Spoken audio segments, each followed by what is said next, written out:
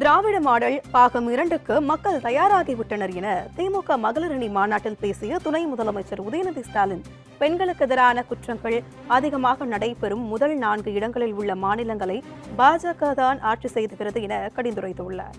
இந்தியாவிலேயே பெண்களுக்கு எதிரான குற்றங்கள் அதிகமா நடக்கிற மாநிலங்கள் எதுன்னு எடுத்து பாத்தீங்கன்னா உத்தரப்பிரதேசம், மகாராஷ்டிரா, ராஜஸ்தான், மத்திய பிரதேசம், இந்த 4 மாநிலங்களையும் ஆட்சி செய்து கொண்டிருப்பது பாஜக அரசு.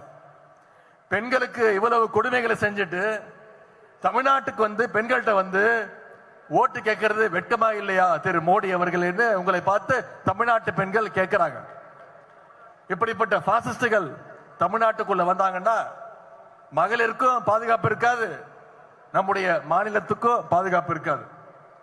நம்முடைய திராவிட மாடல் பார்ட் 2 அதற்கு மக்கள் ரெடி ஆயிட்டாங்க. நம்முடைய முதலமைச்சர் தலைவர்கள் சொன்னது போல